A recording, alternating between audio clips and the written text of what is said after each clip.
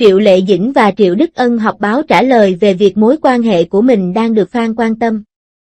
Khi mối quan hệ này đột nhiên xuất hiện, mặc dù cả hai bên đều giữ thái độ mập mờ và im lặng, nhưng chị Triệu đã một lần nữa làm mới ranh giới nhận thức của ngành giải trí bằng hành động của mình.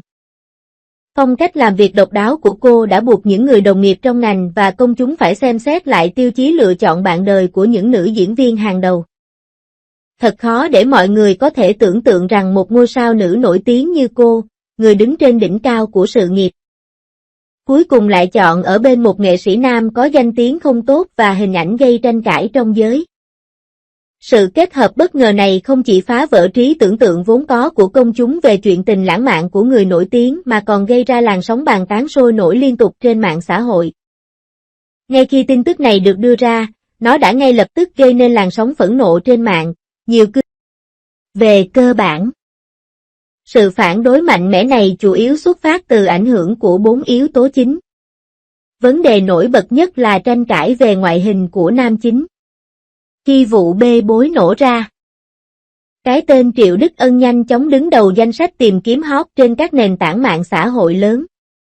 Tuy nhiên, điều đáng ngạc nhiên là khi cư dân mạng tò mò tìm kiếm thông tin liên quan về anh, họ phát hiện ra rằng hầu như không có hình ảnh hoặc thông tin nào phù hợp trên Internet. Tình hình này càng làm tăng thêm sự nghi ngờ và suy đoán của dư luận. Trong làng giải trí, chuyện tình cảm của Triệu Lệ Dĩnh luôn là tâm điểm chú ý của giới truyền thông. Các ngôi sao nam từng có scandal với cô như Trần Hiểu, Phùng Thiệu Phong đều là những diễn viên trẻ nổi tiếng. Ngoại hình xuất chúng, khí chất phi thường. Lâm Canh Tân đã chiếm được trái tim của vô trai. Khi những minh tinh nam này đứng cùng Triệu Lệ Dĩnh, họ luôn tạo thành hình ảnh cặp đôi màn ảnh bắt mắt. Khi so sánh thì ngoại hình của Triệu Đức Ân chẳng là gì cả. Nước da của anh ta sẫm màu và các đường nét trên khuôn mặt không đủ tinh tế. Khí chất tổng thể của anh hoàn toàn trái ngược với vẻ ngoài trong sáng, thanh lịch của Triệu Lệ Dĩnh. Khi hai người cùng ở trong một khung hình, sự khác biệt về ngoại hình đặc biệt rõ rệt, khiến mọi người khó có thể tưởng tượng rằng giữa họ có mối quan hệ đặc biệt. Sau khi xác minh, bất ngờ phát hiện, tuổi tác giữa Triệu Đức Ân và người trong cuộc chỉ chênh lệch 5 tuổi. Điều thậm chí còn đáng ngạc nhiên hơn là anh ta kém Phùng Thiệu Phong 4 tuổi. Đạo diễn dường như đã dành toàn bộ năng lượng của mình cho công việc sáng tạo hậu trường. Đến nỗi ông có phần lơ là trong việc quản lý hình ảnh cá nhân, đặc biệt là việc chăm sóc câu hỏi này khi nhìn thấy anh. Ngoại hình và khí chất của vị đạo diễn này khá khác biệt so với những người đại lục mà chúng ta thường thấy. Ngoại hình và cách nói chuyện của ông đều mang một cảm giác độc đáo và kỳ lạ, khiến mọi người tự hỏi liệu hoàn cảnh phát triển của ông có khác với chúng ta không? Khi nói về hoàn cảnh của Triệu Đức Ân, chúng ta phải nhắc đến trải nghiệm sinh nở đáng buồn của ông. Đứa trẻ tội nghiệp đến từ vùng núi Myanmar này đã phải đối mặt với những khó khăn sinh tồn mà người bình thường không thể tưởng tượng được ngay từ khi em chào đời. Ông sinh ra trong một gia đình cực kỳ nghèo khó, ngay cả thức ăn và quần áo cơ bản cũng là vấn đề, và ông đã trải qua tuổi thơ trong một túp lều tranh đổ nát. Sự khác biệt quá lớn về hoàn cảnh gia đình khiến người ta phải thở dài trước sự bất công của số phận. So với hầu hết mọi người, xuất phát điểm cuộc sống của Triệu Đức Ân cực kỳ khó khăn. Địa ngục nghề cũng không ngoa. Ngôi nhà tranh với gió thổi từ mọi phía không chỉ mang theo những ký ức tuổi thơ mà còn là bức tranh chân thực về điều kiện sống của những người dân thuộc tầng lớp thấp ở Myanmar trong thời kỳ đặc biệt đó. Mẹ của Midi làm người giúp việc trong làng. Cô ấy chủ yếu chịu trách nhiệm chuẩn bị bữa ăn và rửa bát. Mỗi khi có đám cưới hay đám tang trong làng, bà đều vô cùng bận rộn. Chỉ để tổ chức một bữa tiệc lớn, bà phải chuẩn bị bữa ăn cho hàng ngàn người và làm việc quanh bếp lò từ sáng đến tối. Chủ nhà, cô Từ, đặc biệt ngưỡng mộ người phụ nữ chăm chỉ và có năng lực này. Không chỉ vì cô ấy làm việc hiệu quả và không bao giờ phàn nàn vì mệt mỏi, mà còn vì cô ấy khỏe mạnh và có tính cách mạnh mẽ. Chính vì những phẩm chất này mà cô Từ đã tạo ra ngoại lệ và cho phép gia đình cô được sống miễn phí ở đây. Vào các ngày trong tuần, họ giúp trông cô Từ quá chồng từ khi còn trẻ và sống một mình. Bề ngoài, bà ta chỉ là một phụ nữ làng quê bình thường, nhưng thực chất bà ta lại là người điều hành đường dây buôn bán ma túy địa phương. Mỗi buổi sáng trước khi bình minh, bà bắt đầu làm việc trong túp lều tranh đơn sơ của mình. Chiếc chảo dầu trên bếp đang sôi xèo xèo, rán những miếng đậu phụ vàng ươm và lớp bột đậu mềm. Vào lúc rạng sáng, cô Su đạp chiếc xe đạp cót két của mình dọc theo những con đường nông thôn, với một túi giấy thủ công đựng đầy đồ ăn nhẹ buộc ở yên sau. Những chiếc túi giấy này được làm bằng cách bà thức khuya để dán những tờ báo cũ lại với nhau. Bên trong là nhiều bữa sáng do chính tay cô làm được xếp gọn gàng, sẵn sàng để chuyển đến các nhà cung cấp bữa sáng khác nhau. 20 năm lặng lẽ trôi qua trong đống bột mì. Nhưng số tiền ít ỏi kiếm được từ công việc khó khăn lại quá nhỏ đến nỗi ngay cả việc mua bột trắng lơ lửng quanh bếp từ lâu đã thấm qua những ngón tay thô ráp của mẹ tôi và trở thành quang cảnh quen thuộc nhất trong ngôi nhà này. Bất cứ khi nào cô Su phải đi công tác xa, mẹ tôi luôn gọi tôi vào bếp để giúp đỡ. Trong thế giới nhỏ bé nhuộm trắng bởi bột mì này, tôi nhìn cô ấy khom lưng di chuyển tới lui trong hơi nóng bốc lên. Đôi bàn tay chai sạn không bao giờ dừng lại. Mỗi khi có khách đến thăm, mẹ tôi đều cẩn thận trao cho họ thứ bột đã chuẩn bị sẵn. Giao dịch nguy hiểm này khiến mẹ tôi bị hàng xóm tố cáo nhiều lần. Thậm chí bà còn bị cảnh sát đưa đi điều tra nhiều lần. Nhưng may mắn thay, cô Từ vẫn duy trì được mối quan hệ đặc biệt với các thành viên cấp cao của đồn cảnh sát địa phương. Với chiếc ô bảo vệ này, cô có thể thoát khỏi nguy hiểm và trở về nhà an toàn mỗi lần. Trong gia đình có 7 người này, gia đình họ lớn lên trong một hoàn cảnh đầy biến động, bao quanh bởi cảnh nghèo đói ngột ngạt. Chiến tranh và ma túy như những cái bóng đeo bám, theo họ qua vô vàn năm tháng khó khăn. Số phận đã giáng một đòn nặng nề vào gia đình này. Người anh cả không may nghiện ma túy khi làm việc trong mỏ và cuối cùng bị tống vào tù. Người chị thứ hai đã quyết định mạo hiểm và đến Thái Lan để kiếm sống bằng con đường bất hợp pháp. Trong hoàn cảnh gia đình khó khăn như vậy, chỉ có Triệu Đức Ân, với năng khiếu học tập vượt trội và sự ủng hộ thắt lưng buộc bụng của gia đình, mới may mắn có được cơ hội du học tại Đài Loan. Khi nhớ lại quá khứ trước ống kính, Triệu Đức Ân từng thở dài, hoàn cảnh sống khắc nghiệt giống như một chiếc thòng lọng vô hình, từ từ nuốt chửng ý chí và phẩm giá của con người. Những trải nghiệm khó khăn trong những năm tháng đó đã khiến ông nhận thức sâu sắc tác động sâu sắc của môi trường sống đến số phận của một con người trong một môi trường nông thôn giản dị, có hoàn cảnh gia đình trong sáng và lương thiện. Trải nghiệm trưởng thành này hoàn toàn trái ngược với tình huống phức tạp mà cô đang phải đối mặt hiện nay. Cô ấy trong sáng như một tờ giấy trắng, nhưng không ngờ lại rơi vào vòng xoáy đầy những mối quan hệ phức tạp. Nhiều người không khỏi thở dài, một cô gái có lý lịch trong sạch như vậy sao có thể dính vào chuyện phức tạp như vậy. Giống như một chú chim non lạc đường, đáng lẽ nó phải hót bên dòng suối trong vắt, nhưng không may lại rơi xuống vũng lầy đầy bùn. Khán giả cảm thấy thương hại cho cô và cho rằng cô không nên bị kéo vào vòng xoáy đúng sai như vậy. Ngoài ra, mối quan hệ này cũng gây ra nhiều tranh cãi và thảo luận. Là một nữ diễn viên nổi tiếng sinh sau năm 1985, đời tư của Triệu Lệ Dĩnh luôn thu hút nhiều sự chú ý mặc dù đã từng kết hôn trước đó. Hình ảnh của cô trước công chúng vẫn luôn làm người độc thân. Trong nhiều sự kiện công cộng và tác phẩm điện ảnh, truyền hình, khán giả luôn thấy cô hết mình với công việc và hiếm khi có tin đồn về tình cảm cá nhân. Ngược lại, tình hình của đạo diễn Triệu Đức Ân lại hơi khác một chút. Nhà làm phim 42 tuổi này vẫn còn độc thân cho đến ngày nay. Điều đáng chú ý là trước khi xảy ra scandal với Triệu Lệ Dĩnh, anh từng có mối quan hệ ổn định với nữ diễn viên quyền lực Ngô Khả Hy. Cũng là người có tiếng trong ngành. Hai người không chỉ có mối quan hệ thân thiết trong cuộc sống mà còn nhiều lần hợp tác sâu sắc trong sáng tác phim. Sau một thời gian tìm hiểu kỹ lưỡng, cư dân mạng đã phát hiện ra một hiện tượng thú vị, nữ diễn viên Ngô Khả Hy đã đóng vai chính trong 6 bộ phim trong sự nghiệp diễn xuất của mình. Khi xem xét kỹ hơn đội hình sáng tạo của những tác phẩm này, điều đáng ngạc nhiên hơn nữa là 4 trong số 6 tác phẩm này. Phát hiện này đã gây ra nhiều cuộc thảo luận rộng rãi.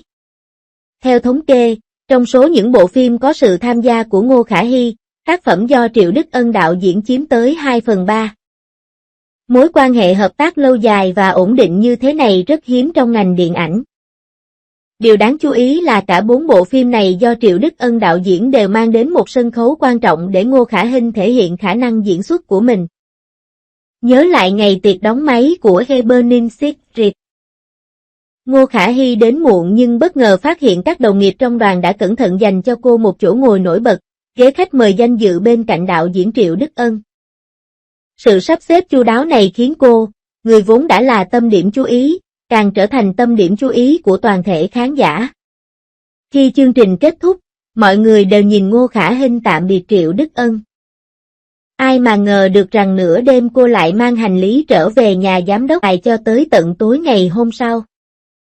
Những manh mối cho thấy hai người ở riêng trong phòng vào thời điểm đó chắc chắn đã dẫn đến nhiều suy đoán từ thế giới bên ngoài về mối quan hệ đặc biệt này.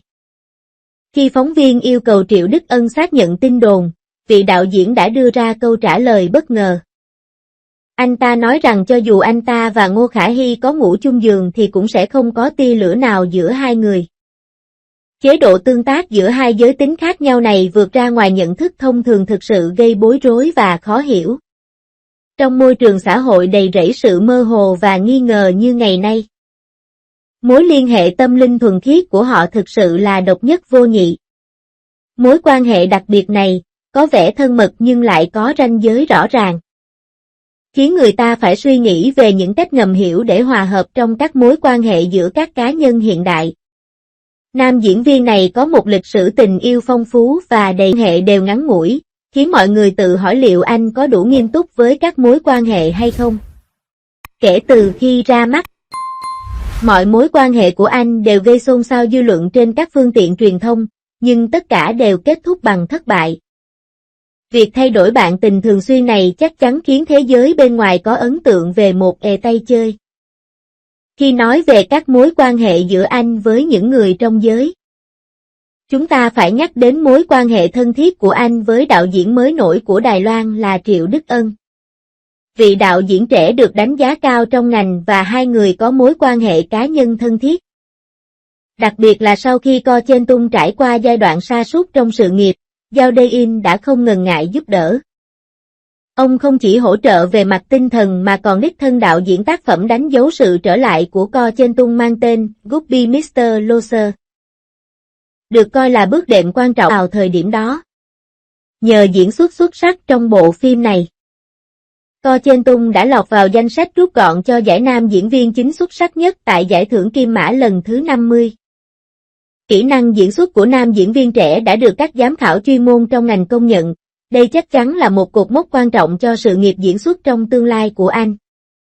Điều đáng chú ý là đạo diễn Triệu Đức Ân không chỉ sử dụng Co Chen Tung trong các tác phẩm của mình mà còn đích thân đảm nhiệm vai trò sản xuất tác phẩm đạo diễn đầu tay, Black Education. Hỗ trợ toàn diện cho quá trình chuyển mình của nhà làm phim trẻ. Mối quan hệ hợp tác đang diễn ra này tất yếu đã gây ra nhiều cuộc thảo luận về quan niệm nghệ thuật cá nhân và tiêu chuẩn đánh giá chuyên môn của Triệu Đức Ân. Trong những năm gần đây, những lựa chọn tình cảm của Triệu Lệ Dĩnh đã trở thành chủ đề bàn tán sôi nổi của công chúng. Nhiều người hâm mộ và khán giả cảm thấy bối rối và dù sao thì cô cũng đã nỗ lực hơn 10 năm để có được chỗ đứng trong ngành giải trí, nhưng hiện tại cô lại ở bên cạnh Triệu Đức Ân. Điều này khiến nhiều người lo lắng liệu cô có đang mạo hiểm với triển vọng nghề nghiệp của mình hay không. Điều thậm chí còn khó hiểu hơn là với tư cách là một diễn viên hàng đầu, Triệu Lệ Dĩnh đã từng hợp tác với nhiều đạo diễn và diễn viên hàng đầu trong ngành. Cô ấy đã làm việc trong ngành giải trí nhiều năm và có tầm nhìn cũng như kinh nghiệm phong phú. Tại sao cuối cùng cô lại chọn một người như Triệu Đức Ân? Mạng xã hội tràn ngập những cuộc thảo luận, một số cư dân mạng thẳng thắn tuyên bố. Tiêu chuẩn chọn bạn đời lần này của Triệu Lệ Dĩnh thực sự rất khó hiểu. Thay vì chọn người bạn đời hiện tại, cô ấy có thể cân nhắc đến một người nào đó trong nhóm như He Ji-on, người có tính cách và danh tiếng tốt hơn. Thậm chí có người còn nói đùa, lựa chọn tầm nhìn của chị quả thực độc nhất vô nhị. Đằng sau những phát biểu này là sự quan tâm quá mức của công chúng về đời sống tình cảm và sự quan tâm sâu sắc của họ về sự phát triển sự nghiệp của cô. Nhìn lại đoạn ghi chép cuộc trò chuyện ban đầu giữa Triệu Đức Âm và Triệu Lệ Dĩnh, không khó để nhận ra rằng những manh mối quan trọng này thực ra đã được báo trước từ lâu. Trong một cuộc phỏng vấn chuyên sâu, nữ diễn viên tài năng này đã từng chia sẻ thẳng thắn một quan điểm thú vị: khi bạn gặp một người khác giới có tính cách tương tự mình, bạn sẽ luôn vô thức bị thu hút bởi nhau. Nam diễn viên từng chiếm được tình cảm của khán giả qua nhiều bộ phim truyền hình ăn khách giải thích thêm rằng sức hút này thường đến từ sự cộng hưởng của tính cách. Giống như khi nhìn thấy mình ở giới tính khác trong gương, cảm giác quen thuộc tuyệt vời đó sẽ tự nhiên tạo thành một phản ứng hóa học đặc biệt. Xu hướng thẩm mỹ độc đáo này có thể là mã quan trọng để diễn giải một số mối quan hệ giữa Triệu Đức Âm và Triệu Lệ Dĩnh có vẻ xuất thân rất khác nhau. Nhưng nhìn sâu hơn sẽ thấy con đường phát triển của vị đạo diễn này cũng đầy những khó khăn tương tự như nữ diễn viên nổi tiếng này. Điều đáng kinh ngạc nhất là cả hai đều thể hiện tinh thần chiến đấu phi thường khi còn trẻ. Tinh thần này đặc biệt thể hiện rõ qua trải nghiệm một mình đến Đài Loan của Triệu Đức Ân. Cậu bé khi đó mới 16 tuổi, chỉ mang theo $200 tiền tiết kiệm và kiên quyết bước vào hành trình du học ở nước ngoài. Điều thậm chí còn đáng kinh ngạc hơn nữa là trong kỳ thi tuyển sinh cực kỳ cạnh tranh, anh đã nổi bật hơn 3,000 ứng viên khác bằng sức mạnh phi thường của mình và cuối cùng đã trúng tuyển vào trường cao đẳng nghề công nghiệp Đài Trung. Trải nghiệm học tập huyền thoại này không chỉ chứng minh tài năng phi thường của ông mà còn chứng minh ý chí mạnh mẽ không khuất phục trước số phận. Trong lòng phấn khích, hắn đột nhiên nhớ tới lời thầy mình thường: lang thang quá lâu rất dễ mơ mộng hão huyền. Nếu thật sự có một nơi mà ngươi luôn có thể ở trên đỉnh cao, thì kiếm tiền chắc chắn sẽ dễ như trở bàn tay. Ý nghĩ này cứ quanh quẩn trong đầu anh, khiến anh càng khao khát chứng minh bản thân mình hơn. Khi máy bay hạ cánh xuống đường băng của sân bay Đào Viên, người đến đón chúng tôi đã không thấy đâu. Cậu bé 17 tuổi đang đứng ở một nhà ga xa lạ với hành lý của mình.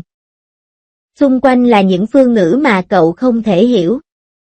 Nhưng không ngờ, Triệu Đức Ân lại không hề bị cô đơn và sợ hãi nuốt chửng, mà ngược lại còn được bao bọc bởi một cảm giác phấn khích không thể lý giải. Điều duy nhất chiếm trọn tâm trí anh lúc này là làm sao để tìm được việc làm càng nhanh càng tốt ở thành phố xa lạ này và kiếm được đồng tiền đầu tiên trong đời. Ngày đầu tiên đến trường báo cáo, Triệu Đức Ân khi nhìn thấy các đàn của mình, anh ta không đến đây để học. Xuất thân từ một gia đình nghèo, tất cả những gì anh muốn là kiếm tiền nhanh chóng và trả hết nợ cho gia đình, để nhanh chóng kiếm tiền học phí và sinh hoạt. Triệu Đức Ân đã theo đàn anh đi làm công nhân vệ sinh tại một công trường xây dựng mà không nói một lời, và được trả 1.600 nhân dân tệ một ngày. Từ đó trở đi, anh bắt đầu vừa đi học vừa làm. Anh ấy tìm những công việc lặt vặt ở trường trong giờ học và chạy khắp nơi tìm kiếm nhiều công việc ngắn hạn khác nhau trong kỳ nghỉ đông và hè. Nhờ sự chăm chỉ này, Triệu Đức Ân đã trả hết nợ cho gia đình chỉ trong một học kỳ.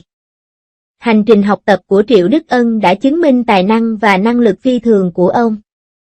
Mặc dù ban đầu không có ý định đi học, nhưng anh luôn duy trì thành tích học tập xuất sắc và đứng đầu lớp trong một thời gian dài, giúp anh giảm bớt đáng kể áp lực tài chính. Tình cờ, anh được giao nhiệm vụ mua một chiếc máy quay dịch vụ cho một người khác. Thiết bị này dự kiến sẽ được gửi đến Myanmar, nhưng do điều kiện hậu cần đặc biệt tại địa phương nên cuối cùng nó đã không được giao. Nhìn vào máy ảnh trong tay, Triệu Đức âm linh.